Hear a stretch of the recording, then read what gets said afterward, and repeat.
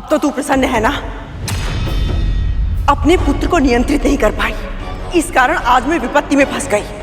ये सारा तेरा दोष है विंता।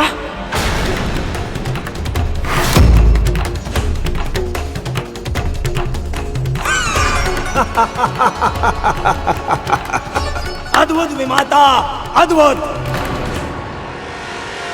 जिस स्त्री ने तेरे लिए अपने प्राण संकट में डाल दिए, तू उसे दोष दे रही है। अब भी रक्षा करना चाहती है तो अपनी स्वामिनी की,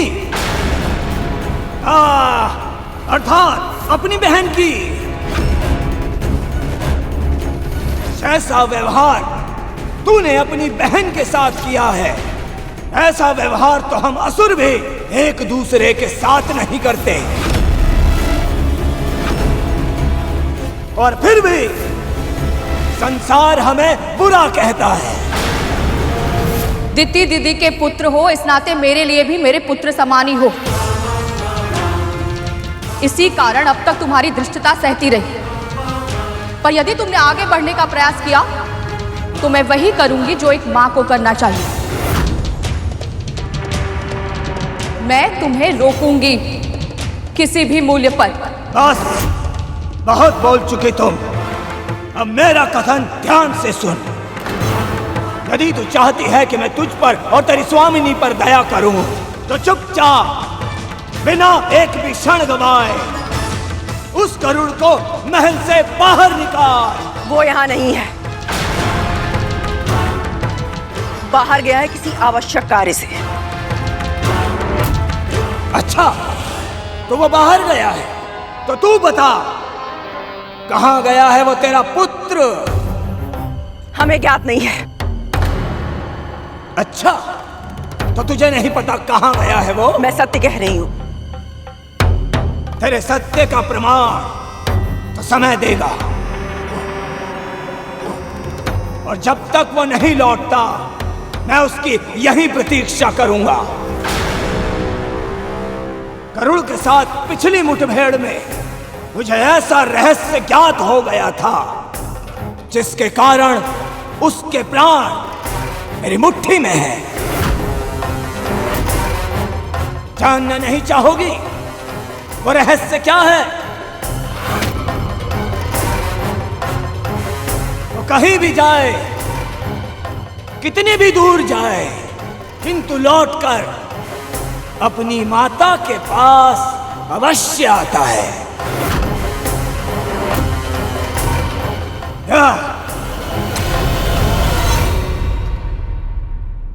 सही कहा तुमने। मेरा पुत्र अवश्य ही मेरे पास लौट कर आएगा, पर उससे पहले तुम सबको यहां से लौट जाना चाहिए। यदि उसने तुम्हें मेरे और महारानी के साथ ऐसा दुर्व्यवहार करते हुए देख लिया तो मैं भी उसके क्रोध से तुम्हें बचा नहीं पाऊंगा। कल्पना करो पुत्र, अपनी विमाता अदिति की रक्षा के लिए यदि वो तुम सबसे अकेले युद्ध कर सकता है, तो अपनी मां की रक्षा के लिए वो क्या नहीं करेगा? उस रक्षा करने के लिए तो उसे यहां आना चाहिए ना, पर वो तो यहां पर है ही नहीं। जब तक वो लौट कर आएगा तब तक बहुत विलंब हो चुका होगा।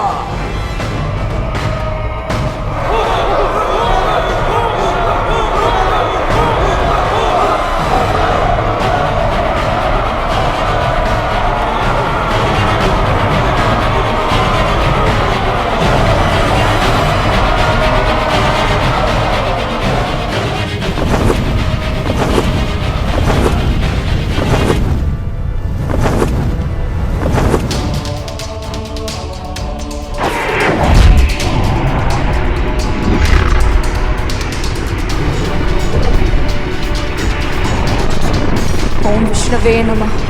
ओम विष्णवे नमः। ओम विष्णवे नमः। ओम विष्णवे नमः। ओम विष्णवे नमः। ओम विष्णवे नमः।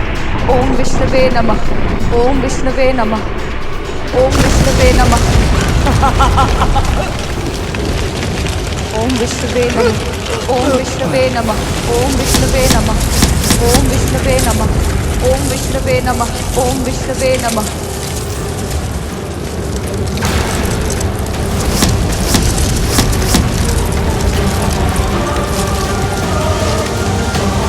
ओम विष्णवे नमः।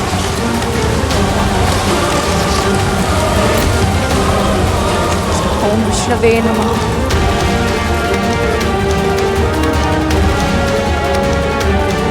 कि बच कैसी गई? ओम विष्णवे नमः। ओम विष्णवे नमः।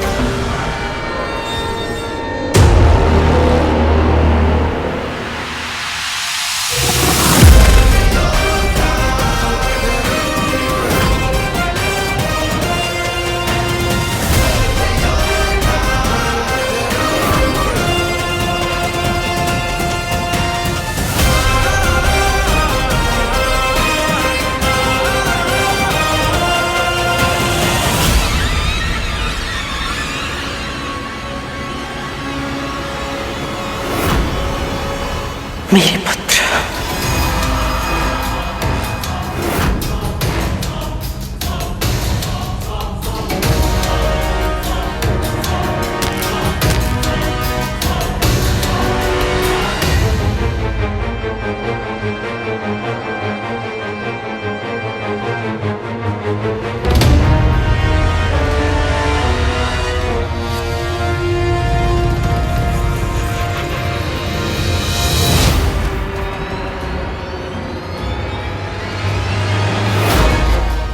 नाग एक साथ।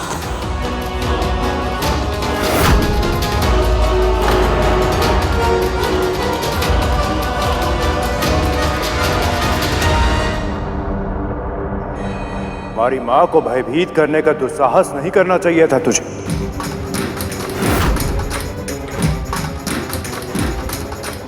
युद्ध का पहला नियम महिलाओं और बच्चों पर आक्रमण नहीं करना, और तूने वही नियम तोड़ दिया राहु। इसका दंड तुझे अवश्य मिलेगा।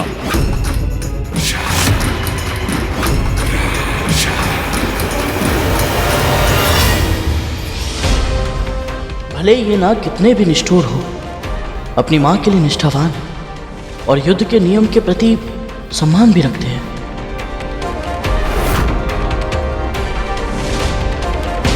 तूने इस महल पर आक्रमण करके बहुत बड़ी भूल की है। वैसे तो तुम्हारी असुरी सेना को पराजित करने के लिए मैं अकेला ही पर्याप्त था, और आज मेरे नाग भाई भी मेरे साथ हैं।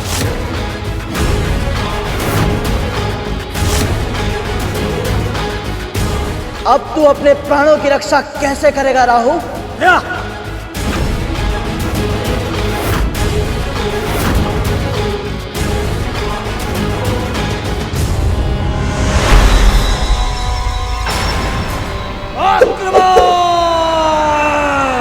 आक्रमण!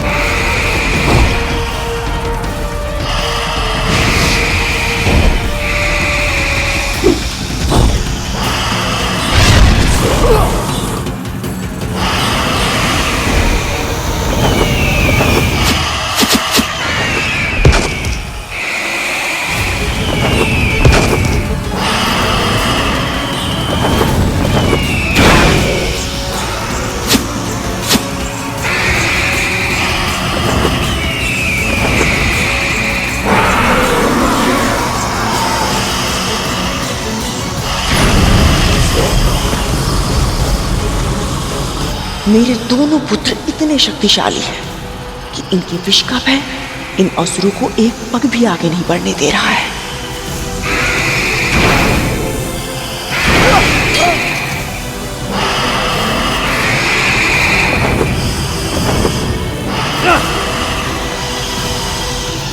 मुझे लगा था विशाल सेना देखकर ये सब घबरा जाएंगे और गरुड़ को मुझे सौंप देंगे, पर ये सब तो एक साथ मिलकर युद्ध कर रहे हैं।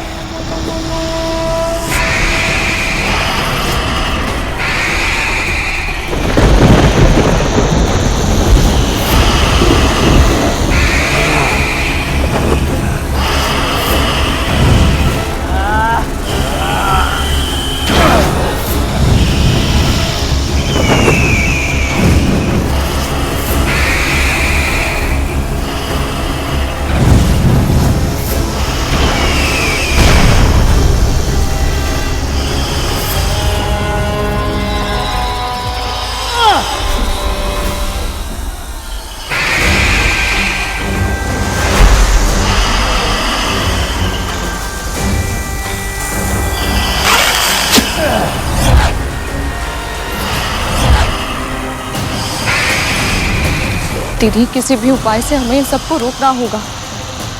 भाइयों का ऐसे एक दूसरे के रक्त का प्यासा हो जाना उचित नहीं है। किसी की भी मृत्यु हो सकती है। यदि ऐसा हुआ तो इसका दोषी तेरा पुत्र होगा। पर इस समय संकट केवल मेरे पुत्र पर नहीं है, आपके पुत्रों पर भी है और दीदी दीदी के पुत्रों पर भी। असुरों से शत्रुता करने में कोई समझदारी नहीं है दीदी। देवताओं और दानवों के मध्य युद्ध के कारण पहले ही भीषण विध्वंस हो चुका है। एक और युद्ध विनाशकारी सिद्ध होगा।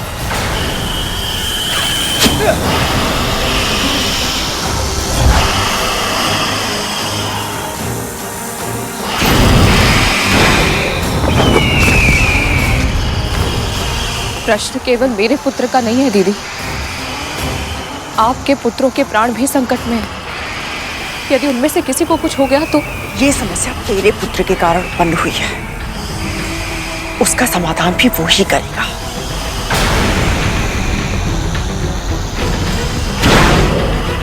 दीदी, क्या कर रही हैं आप?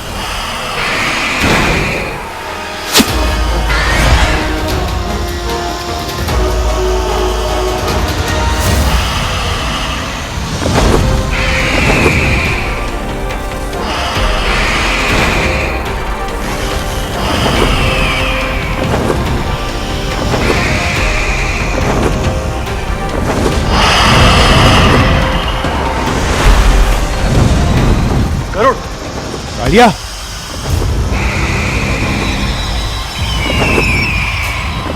गरुड़ दास है हमारा। हम सबकी रक्षा करना इसका धर्म है, पर इसकी रक्षा करना हमारे लिए आवश्यक नहीं।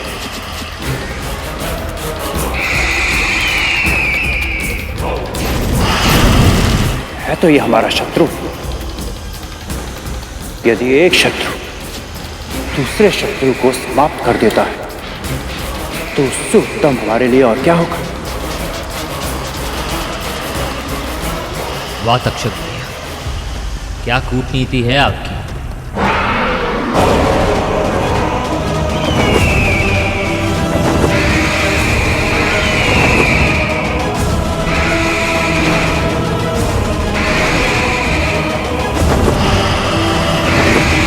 रुक जाओ।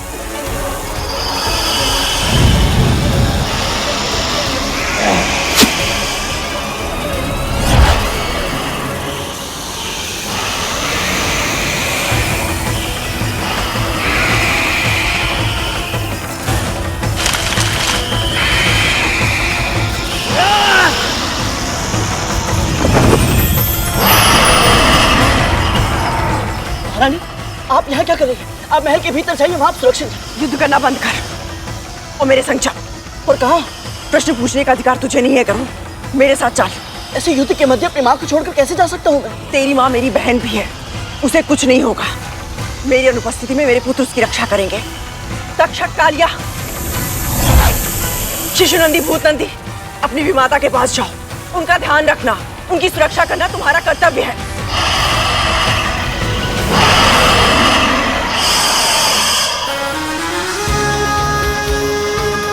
मेरी आज्ञा ना मानकर तू मेरी नहीं, अपनी माँ के संस्कारों की भी अवहेलना करेगा।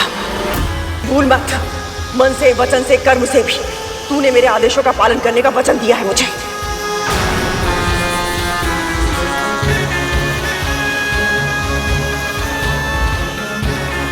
जी महारानी।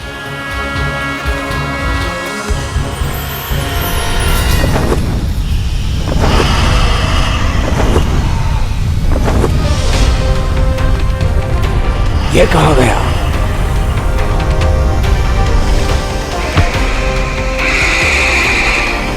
तुम्हारे महाराज बलि को मेरा पुत्र चाहिए था ना? महारानी कद्रू स्वयं उसे उनके पास लेकर जा रही है। अब तुम इन सर्पों को छोड़ दो पुत्र। कहीं इसमें भी इन सब की कोई चाल तो नहीं, पता करना होगा। इतनी आसानी से नहीं, कभी नहीं।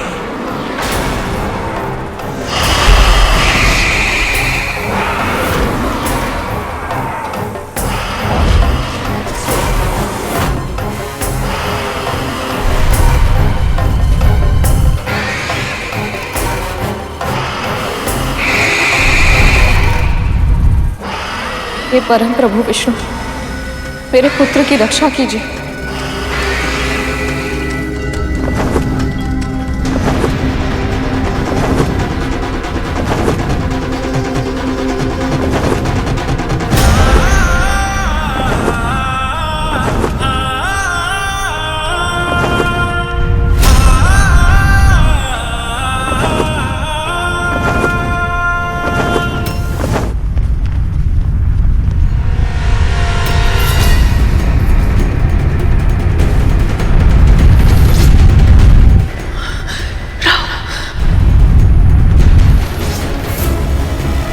महारानी, आप मुझे कस के पकड़ लीजिए।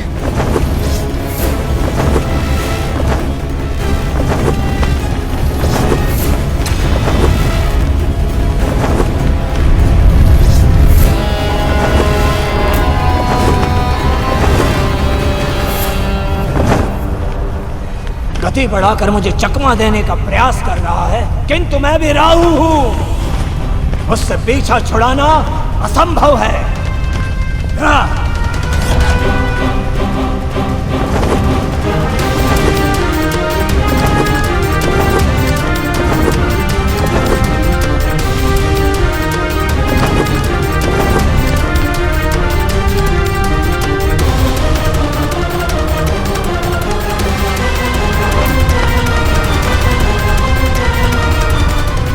ये कहां गया?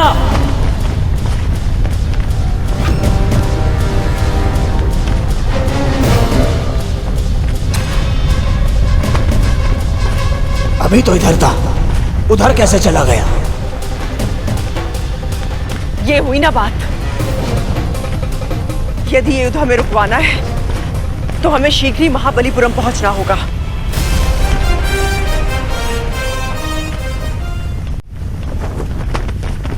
सूर्य के समान गति है मेरी, फिर भी ये पक्षी आगे निकल गया। उससे भी अधिक वेग से कैसे उड़ सकता है ये?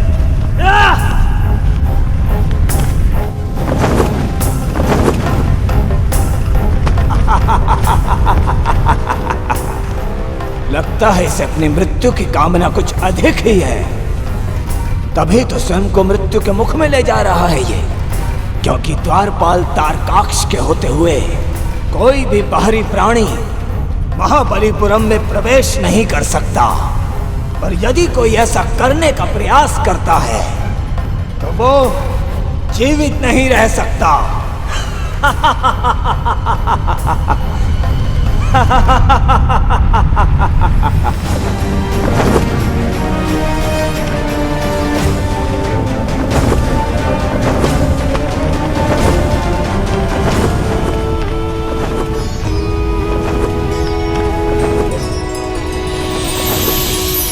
इस नगर के सौंदर्य से अपने लक्ष्य को मत भटका, सीधे चल राजमहल की ओर।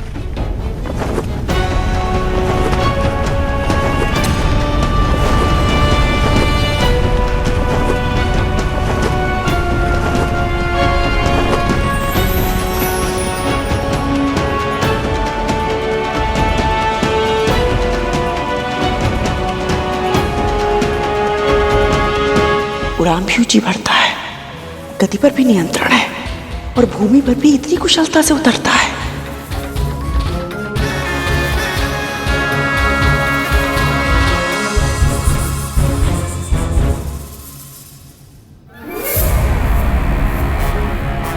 इतने बड़े महाराज के महल में कोई सैनिक ना हो, ये तो असंभव है। आप चिंतित मत होइए महारानी, मेरे होते हुए आपको कोई हानि नहीं पहुंचा सकता। मेरे होते हुए आपको कोई हानि नहीं पहुंचा सकता। मेरे होते हुए आपको कोई हानि नहीं पहुंचा सकता।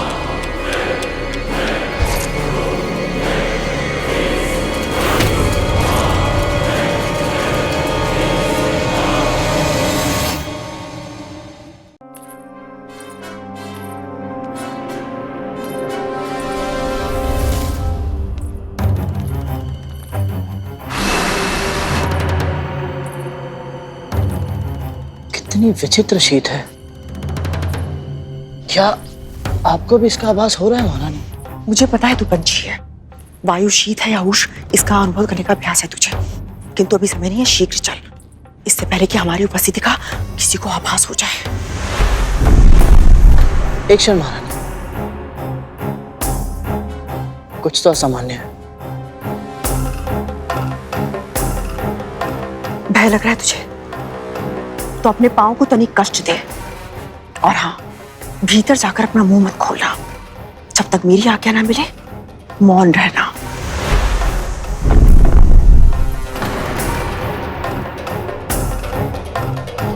क्या हुआ?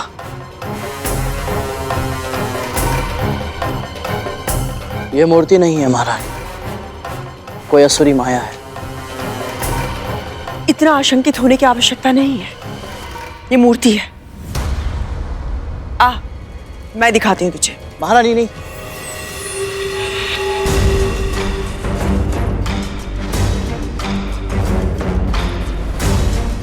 महारानी रुकिए।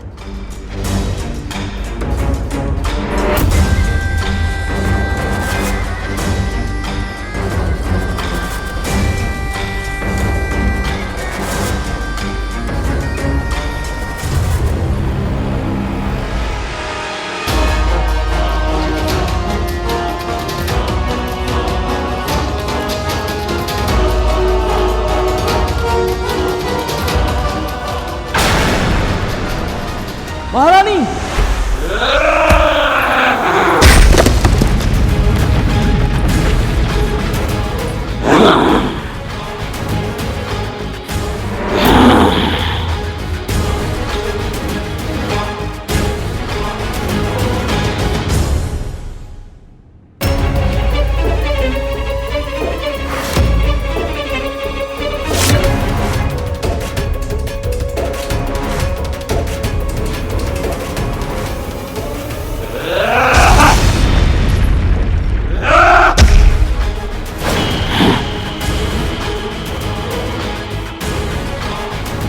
जिसके प्रहार से महाबलीपुरम की भूमि भी फट गई, उस भीषण असुर का वार ऐसे सह गया ये जैसे किसी ने फूल मारा हो।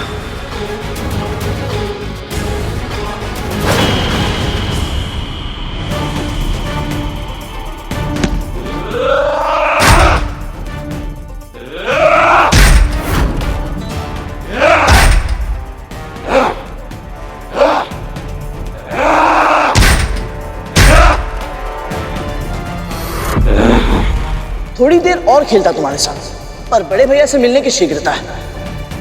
इस पर मेरे किसी भी प्रहार का प्रभाव क्यों नहीं पड़ रहा?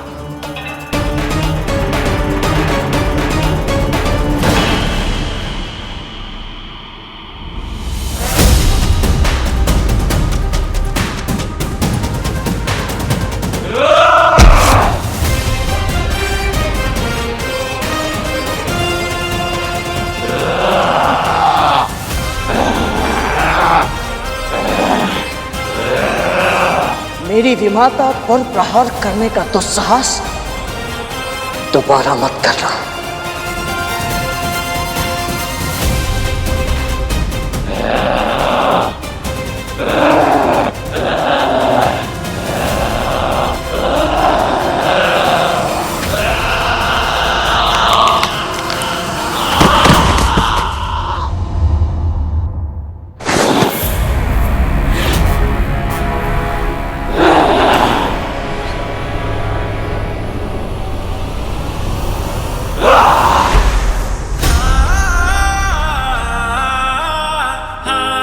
चलिए महारानी।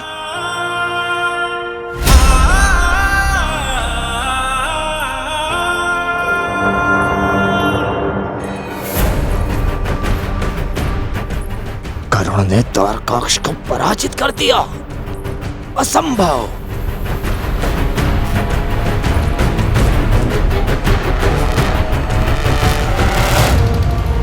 ओम सौराष्ट्रे सोमनाथस्य श्रीशिले मल्लिकार्जुनम उज्जैन्यां महाकालम ओंकारम मल्लेश्वरम परल्यां वैद्यनाथं च डाकिन्यं भीमशंकरम सेतुबंधे च रामेशं नागेशं दारुकावने वाराणस्यां तु विश्वेशं त्र्यंबकं कौमुदी तटे हिमालय तु केदारं दुष्मेशं च शिवालय। यहाँ का वातावरण मेरी कल्पना से बिल्कुल विपरीत है। आश्चर्यचकित होने की आवश्यकता नहीं है। बलि असुर अवश्य है, किंतु दूसरे असुरों से बिल्कुल भिन्न है। वो एक पवित्र आत्मा है, अत्यधिक धार्मिक है, महादेव शिव शंकर का बहुत बड़ा भक्त है। यदि महाराज धर्म के अनुसार आचरण करते हैं तो फिर उनकी प्रजा इतनी क्रूर, इतनी निर्दयी क्यों है महारानी? राजा अपनी प्रजा के हृदय पर राज करने में विश्वास रखते हैं। वो अपनी जीवन शैली दूसरों पर नहीं थोपते हैं। उनके राज में सभी अपने स्वभाव के अनुसार असुरों की तरह आचरण करने के लिए स्वतंत्र हैं। वो स्वयं भी एक संयमी जीवन जीते हैं। अद्भुत। अभी तो बड़े भैया से मिलने में और अधिक आनंद आएगा। भूलना मत, तुम उसके लिए भाई नहीं हो, शत्रु हो तुम उसके। तुमने उसकी सेना को अपना कार्य करने से रोका था। उसके कुछ असुरों का वध भी किया था तुमने। शत्रु और भाई का अंतर तो मैं संभाल लूंगा, बस मेरी माँ और मेरे अन्य नाग भाई ठीक हो। ओम विष्णवे नमः। ओम विष्णवे नमः। ओम विष्णवे नमः। ओम विष्णवे नमः।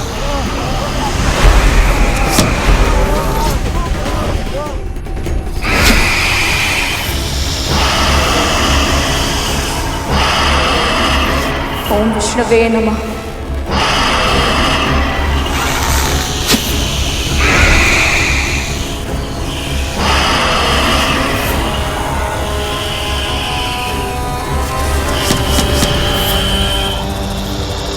ओम विष्णवे नमः।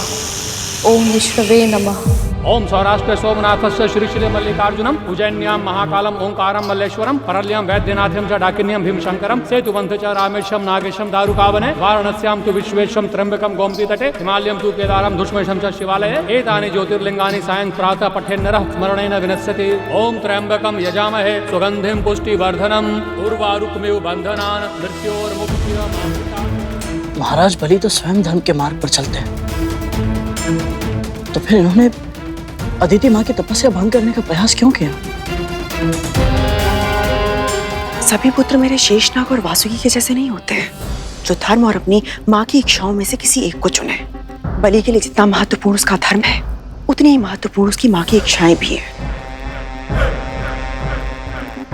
उसने वही किया जो मेरी बहन दीदी चाहती थी। वो राजा अवश्य है, किंतु सत्ता की कुंजी उसकी माँ के हाथों में है।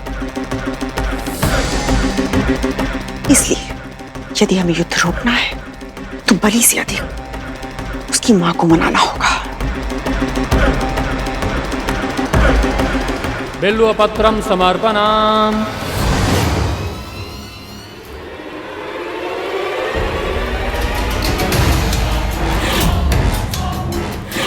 गरुड़ और कद्रु यहाँ?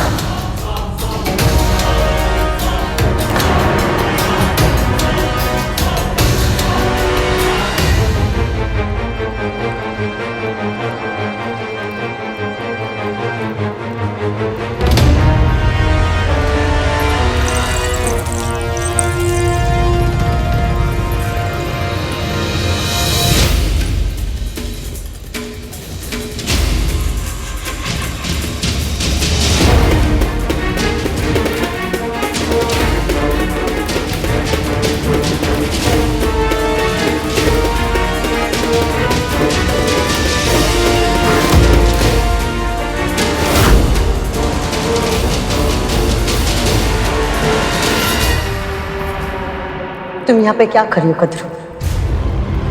ये पक्षी ये यहाँ पे क्या कर रहा है? ये भीतर कैसे आया? किसी द्वारपाल ने रोका नहीं इसे? प्रणाम महाराज बलि। प्रणाम माता दीदी। प्रणाम माँ कद्रू।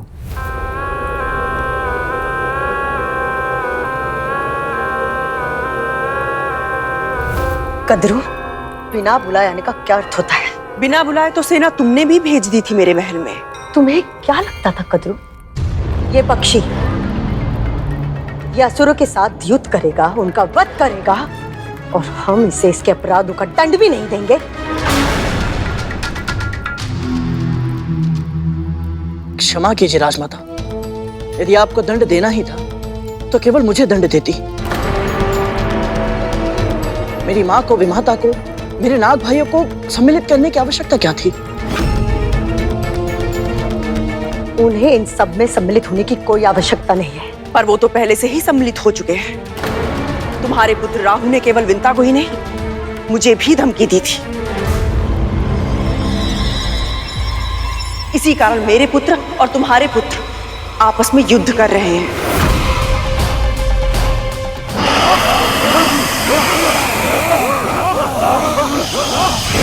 ओम विष्णवे नमः। ओम विष्णवे नमः। ओम विष्णवे नमः। ओम विष्णवे नमः। इन्होंने और इनकी बहन ने मुझे उकसाया था महाराज। ये दोनों इस पक्षी की सहायता कर रही थी।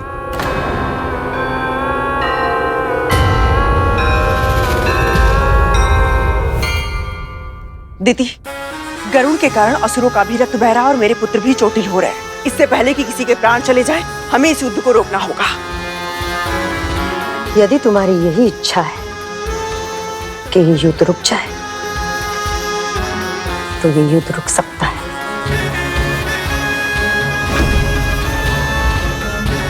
अच्छा किया जो इस पक्षी को हमारे पास लेकर आ गई। अब इसे हमें सौंप दो।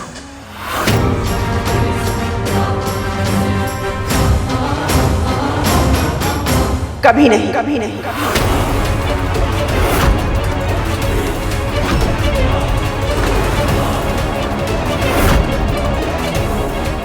बड़ी माँ मेरी रक्षा करने का प्रयास कर रही है, पर क्यों?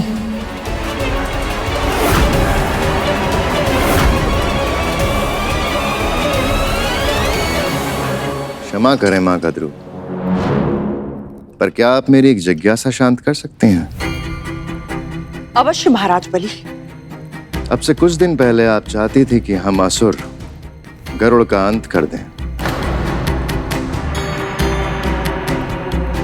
और अब जब हम अपना प्रतिशोध लेना चाहते हैं तो आप हमें रोक रही हैं। ऐसा क्यों माँ कद्रू? तब से अब तक ऐसा क्या बदल गया आप दोनों के बीच? बहुत कुछ। अब ये स्वतंत्र उड़ने वाला पंछी नहीं रहा, अब ये दास है मेरा। अब ये दास है मेरा। अब ये दास है मेरा।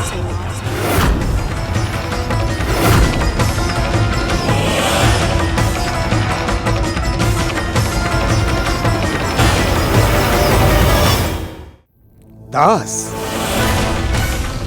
ये पक्षी जिसने बड़े बड़े योद्धाओं को पराजित कर दिया, बजरंग जैसे महायोद्धा को भी खदेड़ दिया, ये दास बन गया है? और वो भी अपनी विमाता का?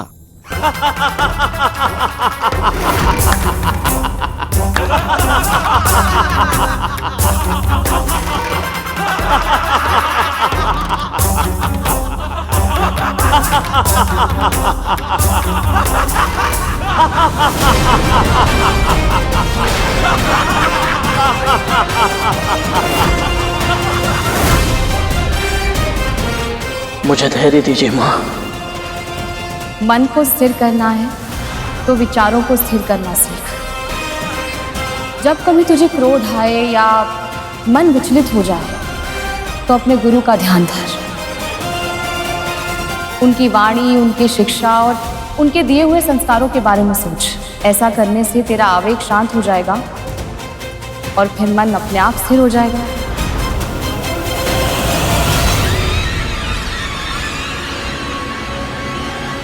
कद्रू में कैसे विश्वास करूं कि तुम जो कह रही हो वो सत्य है?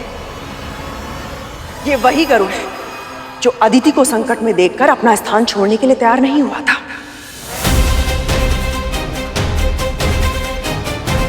स्वयं से पूछ कर देखो, मैं जो बोल रही हूं यदि वो सत्य नहीं है तो ये अपनी मां को युद्ध स्थल में अकेला छोड़कर तुम्हारे सामने इस तरह नहीं खड़ा होता।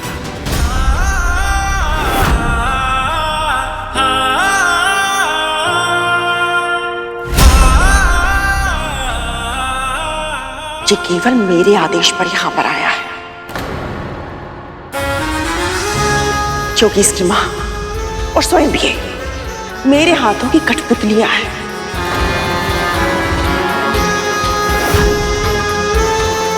मैं जैसे चाहूं जब चाहूं इन्हें अपने संकेतों पर नचा सकती हूं। आप चाहती क्या है माँ कद्रू? शांति।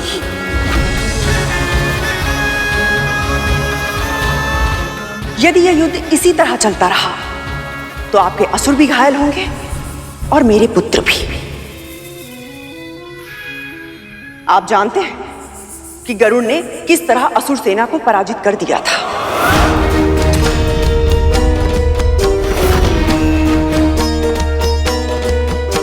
किंतु अब मेरे शक्तिशाली पुत्र भी इस युद्ध का भाग बन चुके हैं और इस युद्ध का परिणाम केवल और केवल विध्वंस लाएगा महाराज।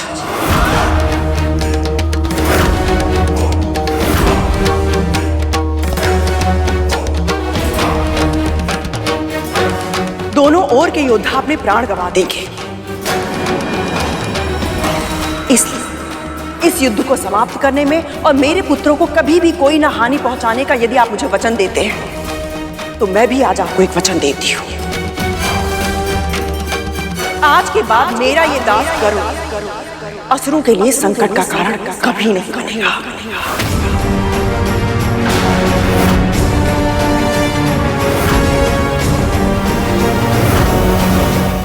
महारानी, आप कैसे ये वचन दे सकती हैं? असुरों ने मेरी मां पर आक्रमण किया है, मेरे नाग भाइयों को संकट में डाला है और आपको भी तो मत बोल कि तू मेरा दास है।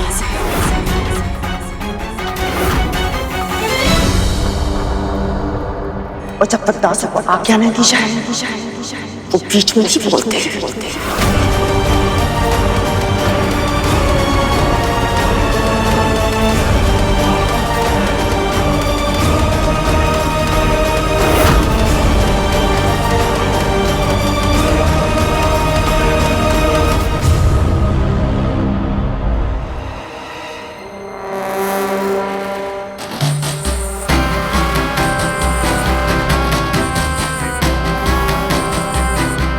गरुड़ को दंड दिए बिना यहां से वापस जाने नहीं दे सकता।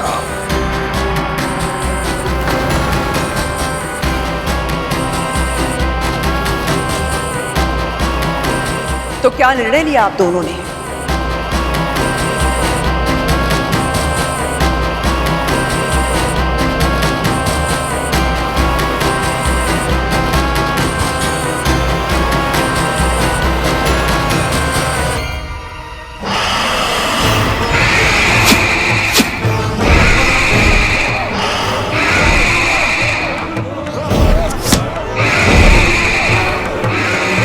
ओम विष्णुवे नमः।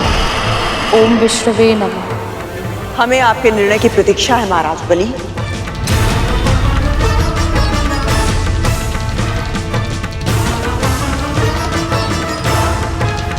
ये पक्षी तुम्हारे नियंत्रण में है तो इसका अर्थ ये नहीं कि हम इसके अपराधों को भूलकर इसे क्षमा करते हैं। इसने न केवल असुरों की सेना को चुनौती दी है बल्कि मेरे पुत्र और स्वर्ग के महाराज बलि की सत्ता को ललकारा है। इसे अवश्य दंड मिलना चाहिए।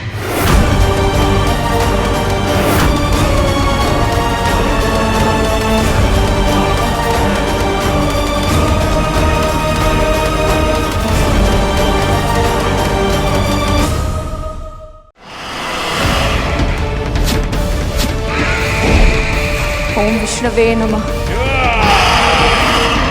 ओम विष्णुवे नमः।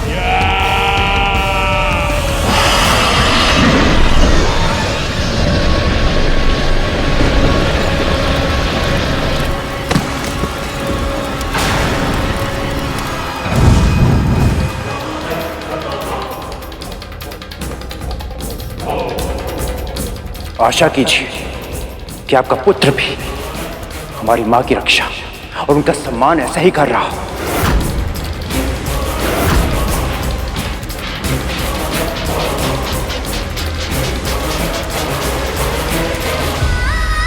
न जाने मेरे गरुड़ के साथ वहां क्या हो रहा होगा। हमें आपके निर्णय की प्रतीक्षा है महाराज बलि। ये पक्षी तुम्हारे नियंत्रण में है, इसका अर्थ ये नहीं कि हम इसके अपराधों को भूलकर इसे क्षमा करते हैं।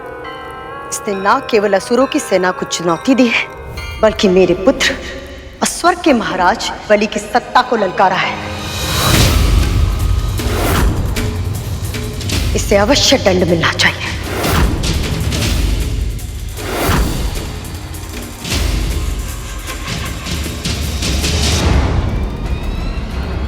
पर एक उपाय है।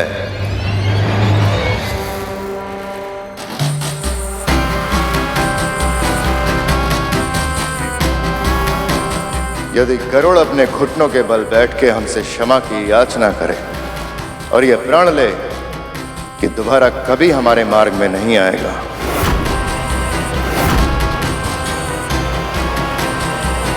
तो शायद हम उसे क्षमादान देने के बारे में विचार कर सकते हैं।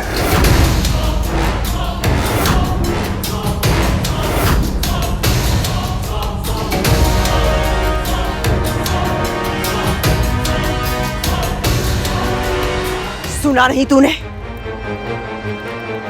घुटने के बल बैठ और क्षमा मांग।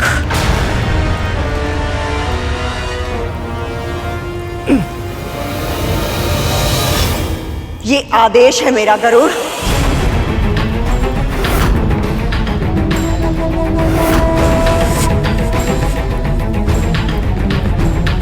क्या हुआ? तुम्हारी माँ और नाग भाई अभी भी युद्ध स्थल में है। क्या तुम उनकी और अपनी रक्षा नहीं करना चाहते?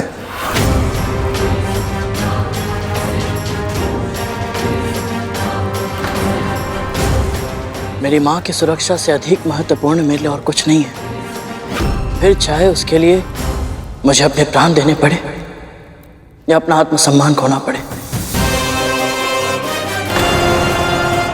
किंतु महाराज, मेरी माँ ने मुझे सिखाया है कि किसी भी त्वरित लाभ के लिए या केवल वाद विवाद को समाप्त करने के लिए क्षमा मांगना उचित नहीं। क्षमा मांगने से पहले अपनी भूल का आभास होना अति आवश्यक है, क्योंकि यदि ऐसा ना हो तो क्षमा मांगने के बाद भी वह व्यक्ति फिर से वही भूल कर देगा और फिर उसकी क्षमा याचना का कोई अर्थ नहीं बचेगा।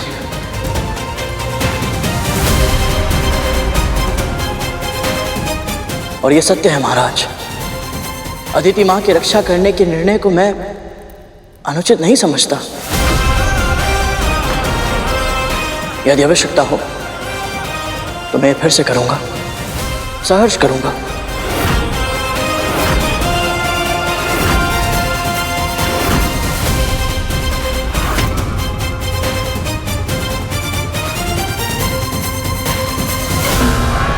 गरुड़ के वचनों में दृढ़ता है, इसके लिए मृत्युदंड सम्मान की बात होगी।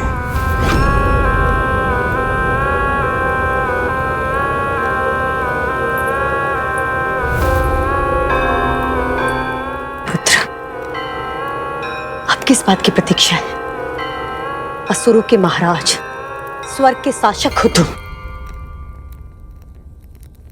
जो शीश तुम्हारे सामने ना झुके उसे धड़ से अलग करना उचित है। जो शीश तुम्हारे सामने ना झुके उसे धड़ से अलग करना उचित है।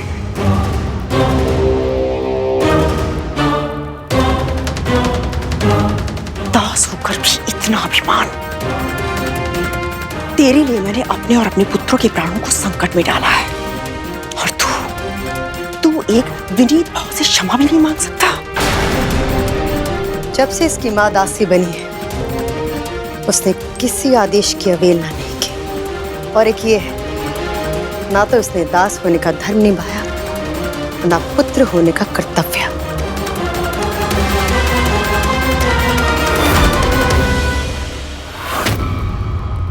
महाराज के आदेश का उल्लंघन करके तूने अपनी मृत्यु को आमंत्रण दिया है। मैं तो कहता हूं, इस पक्षी के कर्कश गायन की प्रतीक्षा ही क्यों करनी? मैं अभी यमदूत से इसका साक्षात्कार करवाता हूं।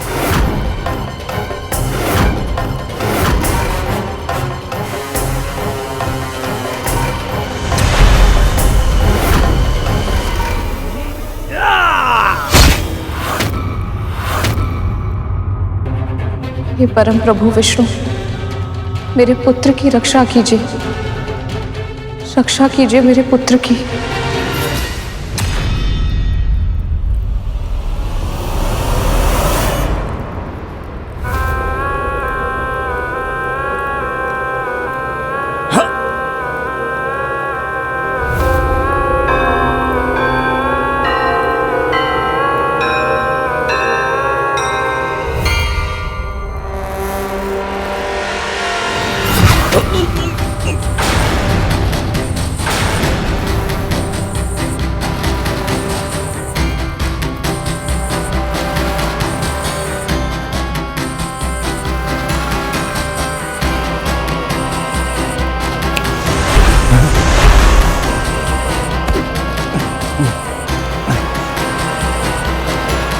मृत्यु केवल शारीरिक हिंसा से नहीं होती राहु,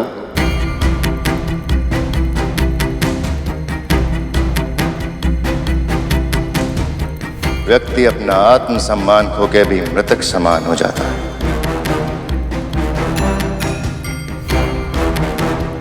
यदि गरुड़ एक बार क्षमा नहीं मांग सकता तो उसे सहस्त्र बार झुकना होगा।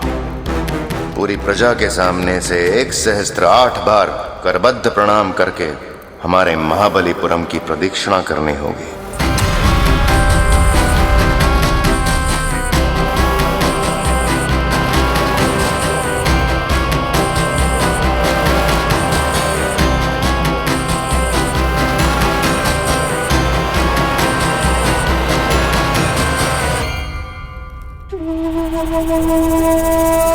ज्ञात नहीं इसके पीछे इनकी क्या मंशा है, किंतु मां की रक्षा के लिए मैं कोई भी दंड भुगत सकता हूं।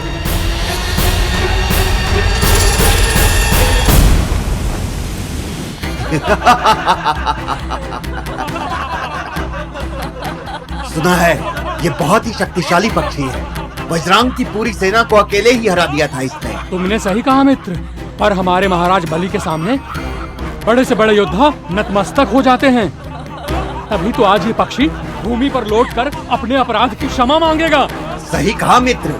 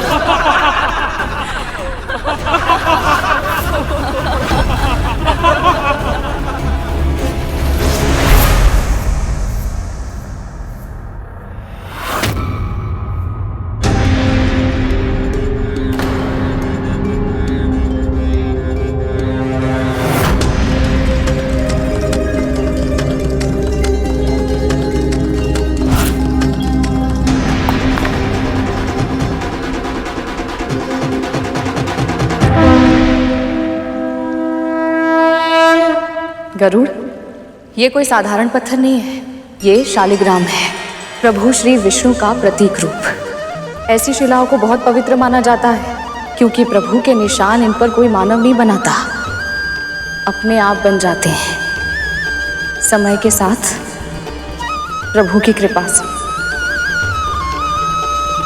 शालिग्राम अनेक तरह के होते हैं जिन्हें उनके आकार, रंग और चक्र, मुख, वनमाला आदि निशानों के आधार पर पहचाना जा सकता है। यदि तुझे कभी कोई ऐसी शिला मिले तो उसे साक्षात प्रभु श्री विष्णु का आशीर्वाद समझना, उसका आदर करना।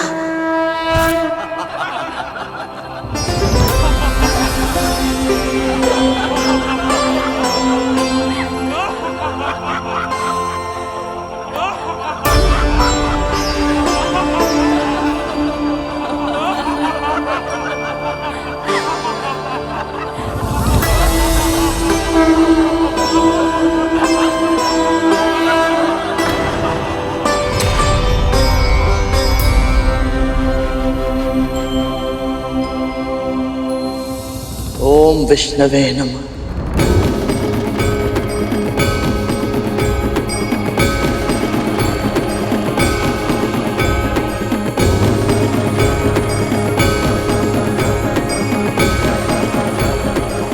ओम विष्णवे नमः। ओम विष्णवे नमः। ओम विष्णवे नमः। ओम विष्णवे नमः। ओम विष्णवे नमः। ओम विष्णवे नमः। ओम विष्णवे नमः। ओम विष्णवे नमः।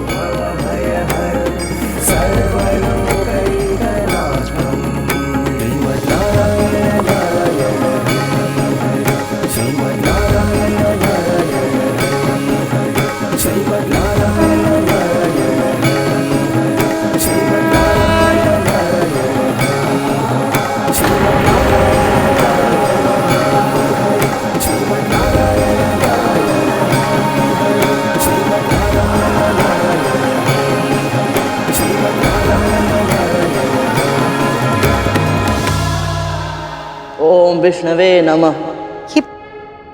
ये पक्षी क्या कर रहा है? इसे नगर की परिक्रमा करने के लिए कहा था और ये तो सिर्फ पत्थर के चारों ओर चक्कर काट रहा है। इसको ना केवल महाबलीपुरम की, देखिए ये संपूर्ण सृष्टि की परिक्रमा कर रहा है। ओम विष्णवे नमः। ध्यान से देखिए। ओम विष्णवे नमः। ओम विष्णवे नमः। शालिग्राम।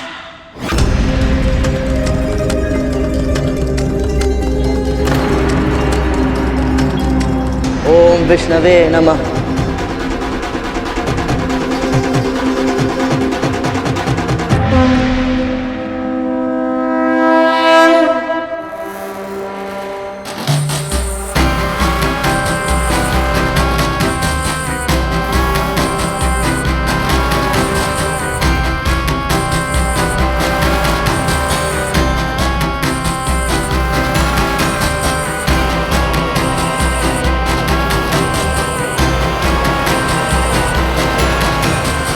हम असुर सदा से महादेव शिवशंकर के भक्त रहे, किंतु आज तुमने शालिग्राम की परिक्रमा करके भगवान विष्णु को भी यहाँ स्थापित कर दिया है।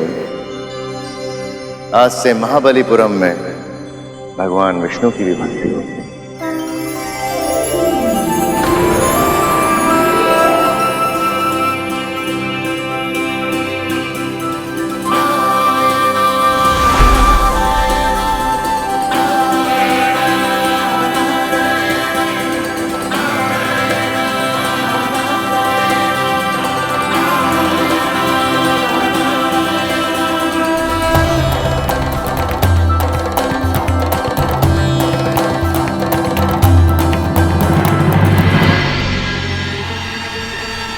उन्हा जीवित बच गया है ये गरुड़। क्या करूं जिससे यह असुरों के लिए भविष्य में खतरा ना बने।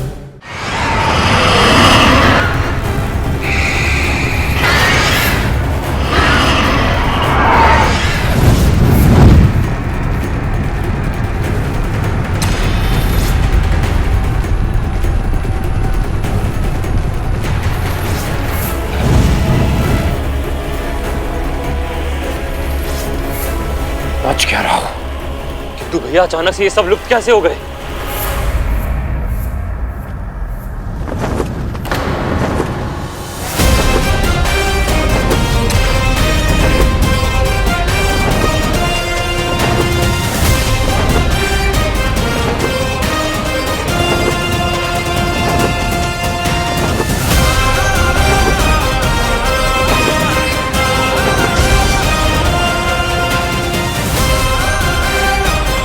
प्रभु, आपका कोटि कोटि धन्यवाद।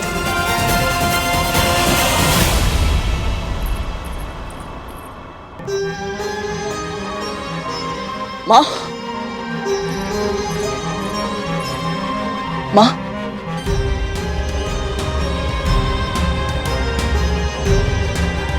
इसे छोड़िए माँ, आप सकुशल हैं?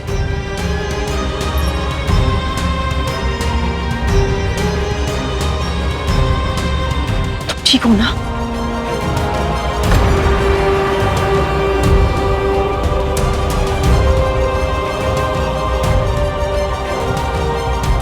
आज तुम दासों के लिए मैंने मेरे पुत्रों के प्राणों को दांव पर लगाया है।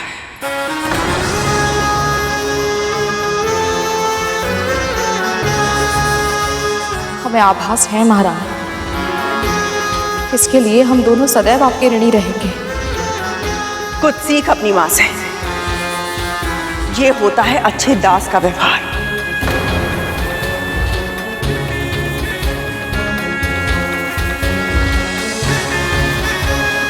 और तूने इस ऋण को स्वीकार किया, बहुत अच्छा किया। पर अपने पुत्र को समझाना। अब तक ये हमें दोष देता आया है कि हमने इसके प्राणों को संकट में डाला था, किंतु अब इसे स्मरण रहना चाहिए कि कैसे आज मैंने और मेरे पुत्रों ने इसके और तेरे प्राणों की रक्षा की है।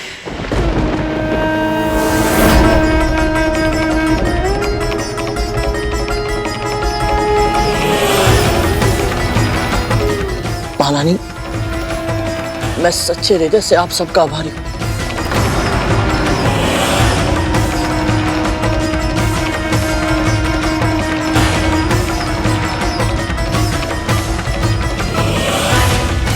आज तो असुरों का संकट टल गया, किंतु अब करुण की बेड़ियां कस के जकड़नी होगी ताकि ये मेरे पुत्रों के लिए और कोई समस्या ना खड़ी करे।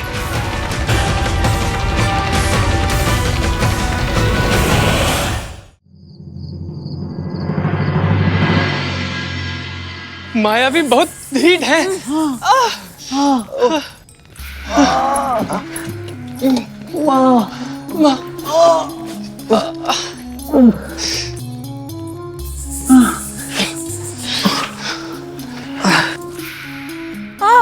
माँ, बहुत जलन हो रही है। जलन होगी तभी तो घाव स्वस्थ होगा। अच्छा।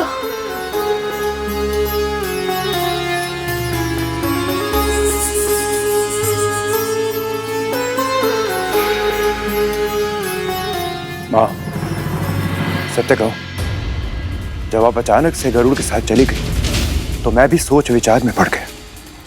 महाराज बलि से अकेले मिलने जाने का निर्णय आपको संकट में डाल सकता था। माँ, आपने ऐसा क्यों किया? क्योंकि वो अपने पुत्रों से बहुत प्रेम करती हैं। पता है उन्हें, गुरु शुक्राचार्य की मृत संजीवनी विद्या के कारण वर्तमान में असुर बहुत अधिक शक्तिशाली हैं। उन्हें सर्पों का शत्रु बनाना नहीं चाहती कद्रू दीदी। बड़ी माँ अपने पुत्रों की रक्षा करना चाहती थी, ये तो मैं समझता हूँ माँ। पर जब दीदी माँ ने उनसे कहा कि वो मुझे असुरों को सौंप दे और ये युद्ध समाप्त हो जाएगा, तो उन्होंने मेरी रक्षा क्यों की? क्यों मुझे दीदी माँ को नहीं सौंपा उन्होंने? क्योंकि मैं दीदी को अच्छे से जानती हूँ। वो गरुड़ को दास बना लेती और अवसर पड़ने पर उसकी अद्भुत शक्तियों को हमारे विरुद्ध उपयोग करती।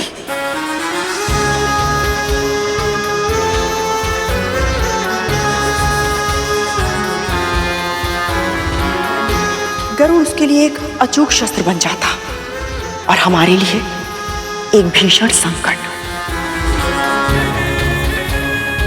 गरुड़ को उसे सौंपने से मना करके मैंने न केवल दीदी और उसके पुत्रों को शक्तिशाली होने से रोका है, बल्कि गरुड़ ने उसकी मां पर एक ऐसा उपकार किया है जिसे वो चाहे भी तो जीवन भर नहीं चुका सकते। यदि कद्रू दीदी ने ये सब उपकार मानकर किया है तो उपकार ही सही। मेरे लिए इतना ही पर्याप्त है कि तू सुरक्षित है। उनकी मंशा चाहे जो भी रही हो गरुड़, जब तक तू मेरे साथ है ना, मुझे कोई अंतर नहीं पड़ता।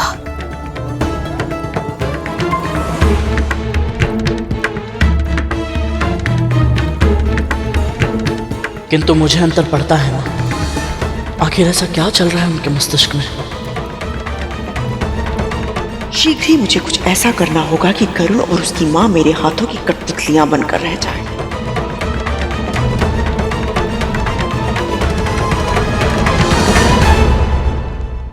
मुझे तुम सब पर अभिमान है। आज जिस तरह तुम लोगों ने असुरों का डटकर सामना किया है, मेरा विश्वास और भी दृढ़ हो गया है। एक दिन तुम लोग पृथ्वी पर नहीं अपितु पूरे त्रिलोक पर शासन करोगे। आज तुम सबने जो कौशल दिखाया है, तुम्हारे पिता को तुम पर गर्व होगा और प्रसन्नता भी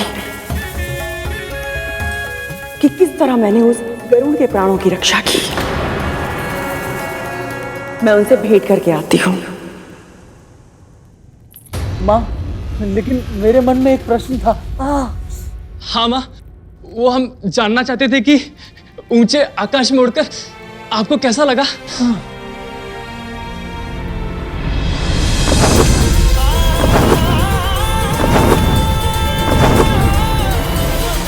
हाँ माँ, बताइए ना, आपको कैसा लगा पक्षियों की तरह उड़कर? सम्मोहक, मनमोहक, नदी के बहते जल की तरह मुक्त, किसी स्वप्न जैसा था आकाश में उड़ने का अनुभव।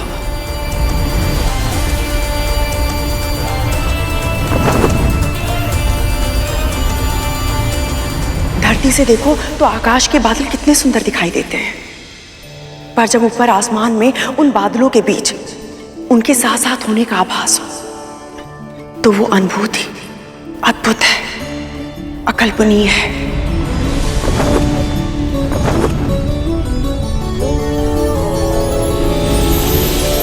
मैं तो सबसे अधिक प्रभावित हुई उस गरुड़ की गति से।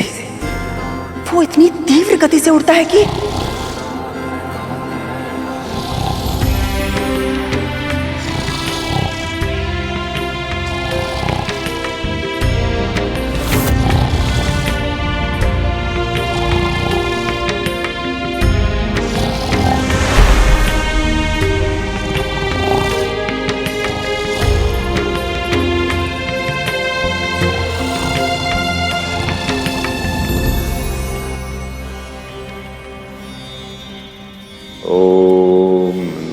भगवते वासुदेवाय। ओम नमः भगवते वासुदेवाय। ओम नमः भगवते वासुदेवाय। ओम श्री भगवते वासुदेवाय।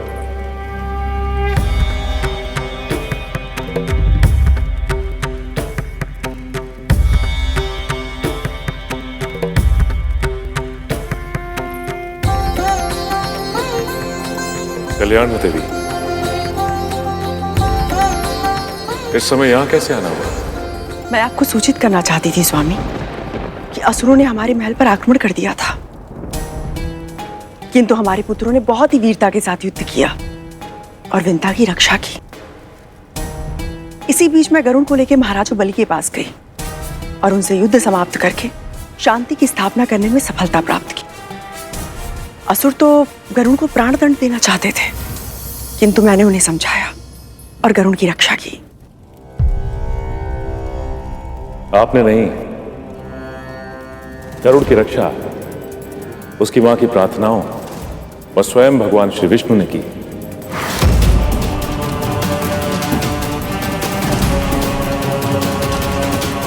देवी कद्रू, आपकी सबसे बड़ी भूल यही है कि आपको लगता है कि जो कुछ भी हो रहा है वो आपकी इच्छा से हो रहा है, किंतु सत्य यह है कि यहां इस संसार में जो कुछ भी होता है भगवान श्री विष्णु की इच्छा से होता है।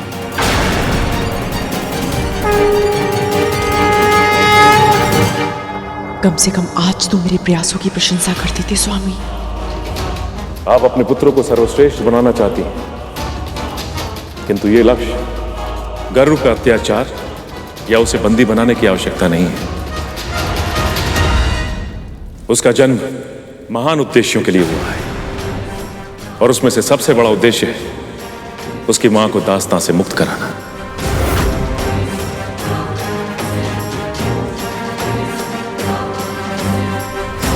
आपको लगता है कद्रू के आपने छल से शर्त जीतकर विंता को दासी बनाया, किंतु आप तो केवल माध्यम थी। जिस दिन अरुण का जन्म हुआ था उसी दिन विंता को यह श्राप भी मिल गया था और साथ ही साथ उसका निवारण भी। यदि आपके एक पुत्र ने आपको भीषण श्राप दिया है तो वही आपका ये दूसरा पुत्र आपको श्राप के बंधन से मुक्त करवाएगा।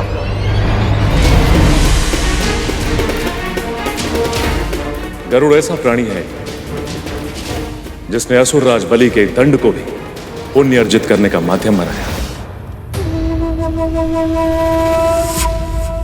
उसमें अद्भुत बुद्धि है। आप केवल उसके तन को दास बना सकती हैं, किंतु चाह कर भी आप उसके मन और मस्तिष्क को अपना बंदी नहीं बना सकती। अपनी मां को मुक्त कराना उसकी नियति है और वो अपने इस उद्देश्य को पूरा करके रहेगा।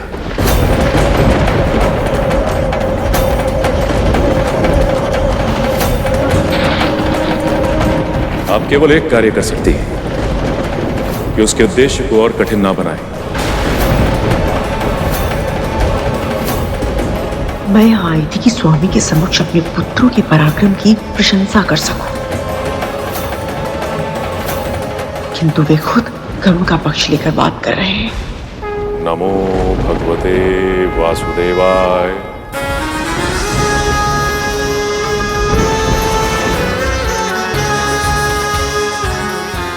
मैंने विंता और गरुड़ के लिए इतना सब किया, अपने पुत्रों के और स्वयं के प्राणों को भी संकट में डाल दिया।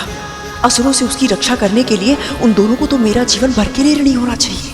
मुक्त होने के बारे में सोच भी कैसे सकते हैं वो? महाराज, गरुड़, तुम इस समय यहाँ क्या कर रहे हो? क्षमा कीजिए महारानी, मेरा उद्देश्य आपको भयभीत करना नहीं था, बस कुछ कहना है आपसे। जो भी कहना है कल कहना, आज बहुत रात हो चुकी है, तुम जाओ यहाँ से। महारानी, एक विनती करनी है, बस 2 पल के लिए सुन लीजिए। ऐसी कौन सी विनती करनी है जो एक रात भी प्रतीक्षा नहीं कर सकते तुम? कहा ना, मुझे विश्राम की आवश्यकता है, कल बात करेंगे। महारानी, यदि इस विचार को और अधिक समय तक मेरे मन में रखा तो मेरे हृदय का भार मेरे प्राण ले लेगा। मैंने अपने जन्म से लेकर आज तक आपको अपनी मां के साथ अत्याचार करते देखा, अपने वचनों से, अपने कर्मों से उन्हें दुखी करते देखा है। पर आज जब आपने दीदी मां को मुझे सौंपने से मना कर दिया, तब मुझे आभास हुआ महारानी कि आपके व्यक्तित्व के और आयाम भी है जो इस बाहरी आवरण के पीछे छिपे हैं। आज तक मैंने एक अत्याचारी महारानी को देखा था, पर आज एक बड़ी बहन को देखा जिन्होंने अपने पुत्रों को आदेश दिया कि वो उनकी छोटी बहन की रक्षा करें। आज पहली बार मैंने अपनी विमाता को देखा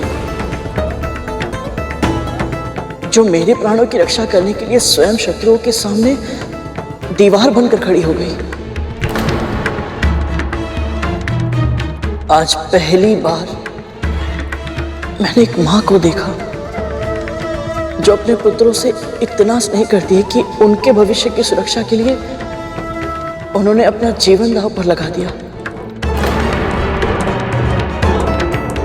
इसे प्रशंसा कहते हैं करो। तुम्हें तो विनती करनी थी ना। विनती करनी है, पर आपके भीतर छिपी अपनी बड़ी मां से विनती करनी है मुझे। मेरी मां को उनका जीवन लौटा दीजिए, उन्हें अपनी दास्ता से मुक्त कर दीजिए बड़ी मां।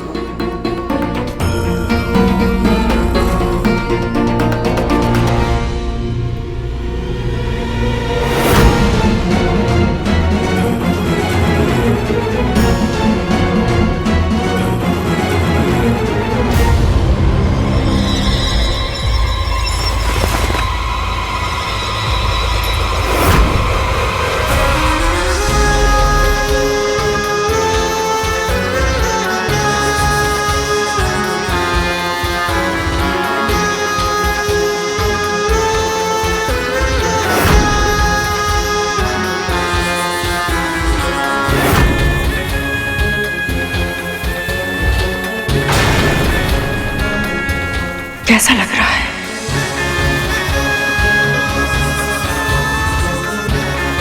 अच्छा नहीं लग रहा है ना?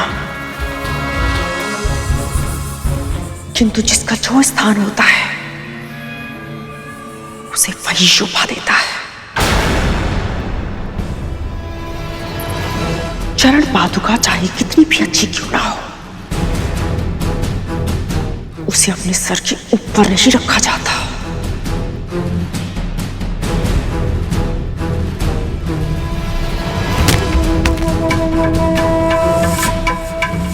आज तो तूने ये दुस्साहस कर लिया, किंतु फिर कभी तेरी जीवा में तो क्या,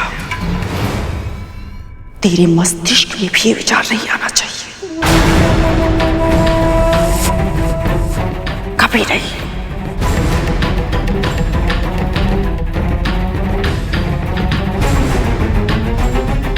बड़ी माँ,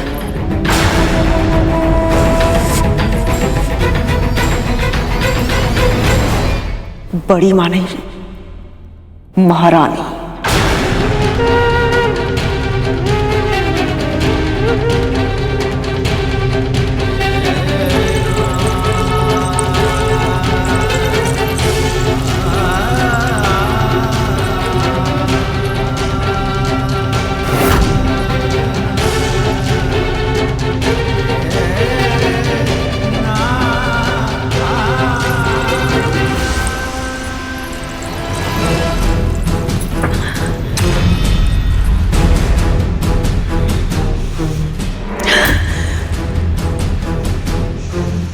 क्यों हर बार मैं ही क्यों मेरी हाथों की रेखाओं में इतना संघर्ष है? कुछ भी अगर अच्छा करना चाहो तो भी मेरे साथ ही बुरा होता है। क्यों? बस अब भले ही मुझे भाग्य को चुनौती देनी पड़े, अवश्य दूंगी मैं, किंतु इस बार उस विंता को जीतने नहीं दूंगी मैं, किसी भी मूल्य पर। यदि करुण ने उसे दास्ता से मुक्त करा दिया तो वो स्वयं भी मुक्त हो जाएगा, और फिर इतने वर्षों तक जो मैंने उनके साथ किया है उसका प्रतिशोध वो मुझसे और मेरे पुत्रों से लेगा। नहीं, बिल्कुल नहीं, किसी भी मूल्य पर ऐसा नहीं होने दूंगी मैं, किसी भी मूल्य पर।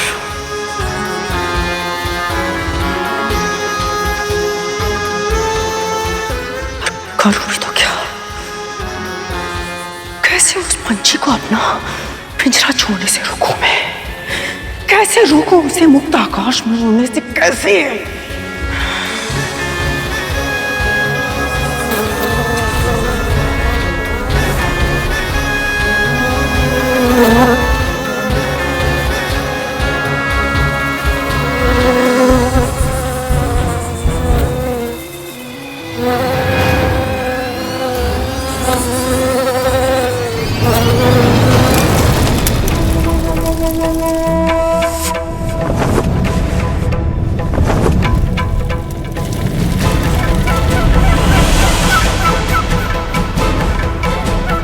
यदि गरुड़ सूर्य लोक के पास गया तो इसी कीड़े की भांति उसकी मृत्यु भी निश्चित है।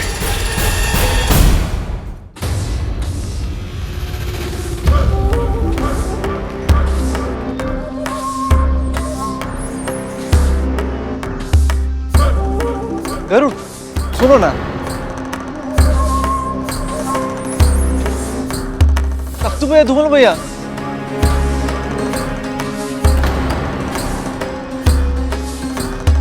गरुड़, हमारे दास, हमें फिर से भ्रमण पर जाना है। जो आज्ञा स्वामी। पर आज हम रथ से नहीं जाएंगे। हाँ। तो फिर?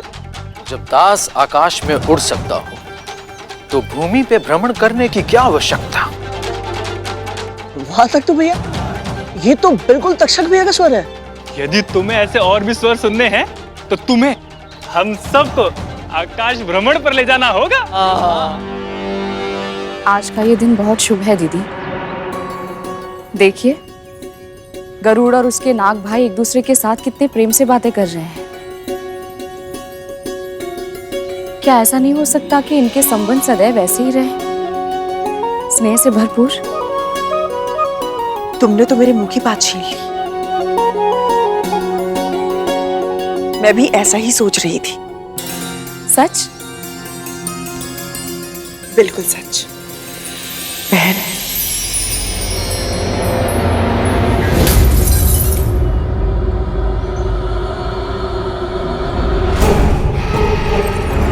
मैं तो ये भी सोच रही थी कि कुछ दिनों से युद्ध की काली छाया हम सब पर मंडरा रही है और अब तो हमारा महल भी उसकी चपेट में आ गया है। क्यों ना हम दोनों मिलकर शांति की स्थापना के लिए हवन करें? ये तो बहुत ही अच्छा विचार है। तो एक काम करो, तुम जाके वन से लकड़ी लेकर आओ, मैं हवन की तैयारी करती हूँ। ठीक है।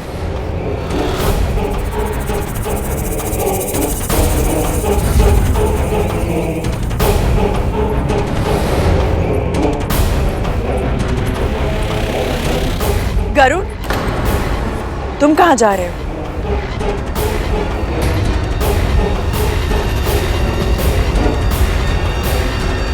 मैं और तुम्हारी माँ शांति स्थापित करने के लिए एक हवन करना चाहते हैं।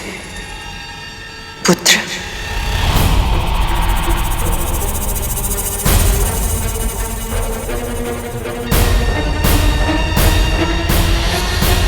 और उसके लिए तुम्हें एक विशेष सामग्री लानी होगी। आदेश दीजिए महाराज।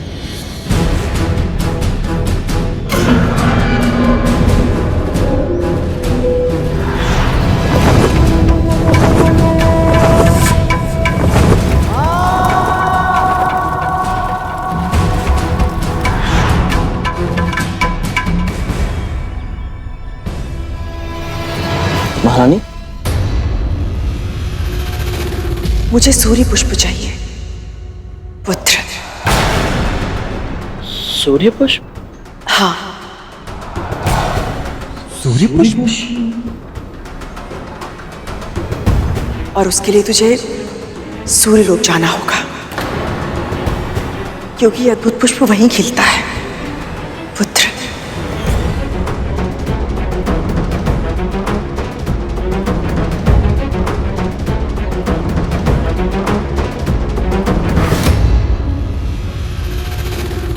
किस सोच में पड़ गए तुम? अपनी मां की दास्तां के अतीत को जानने के लिए तुम वैकुंठ तक चले गए थे, किंतु अपनी माता की एक छोटी सी इच्छा पूरी करने के लिए सूर्यलोक तक नहीं जा सकते पुत्र।